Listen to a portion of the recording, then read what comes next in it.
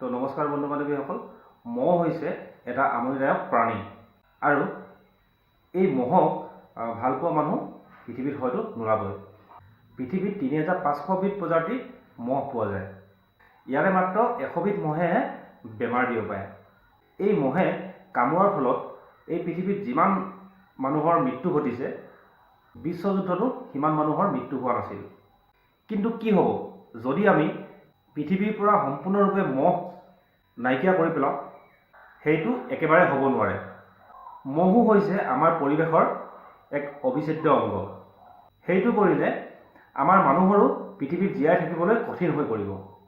বহুতো চৰাই চিৰিকটি, ভেকুলী, কীট পতংগ ইত্যাদিয়ে মহ ভক্ষণ কৰি জীয়াই থকাৰ লগতে বহু উদ্ভিদৰ লগত মহে পৰাগ সংযোগ কৰে।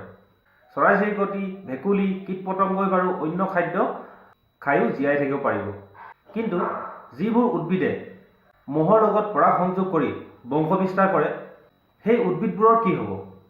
সেই উদ্ভিদবোৰ পৃথিৱীৰ পৰা ক্ৰমান্বয়ে নাইকিয়া হৈ যাব আৰু সেই উদ্ভিদবোৰ ভক্ষণ কৰি যিবোৰ বন্যপ্ৰাণী জীয়াই থাকে, সেই বন্যপ্ৰাণীসমূহো পৃথিৱীত জীয়াই থাকিবলৈ অসম্ভৱ হৈ পৰিব।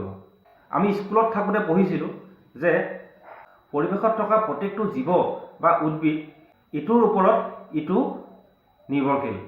গতিকে আমি যদি এনেকৈ পৰিৱেশৰ পৰা যিকোনো এটা প্ৰাণী বা উদ্ভিদ সম্পূৰ্ণৰূপে নাইকিয়া কৰি দিওঁ, তেতিয়াহ'লে সদৌ শেষত গৈ মানুহৰে জীয়াই থাকিবলৈ কঠিন হৈ পৰিব। গতিকে আমি পৃথিৱীৰ পৰা সম্পূৰ্ণৰূপে মহ নাইকিয়া কৰিব নোৱাৰোঁ।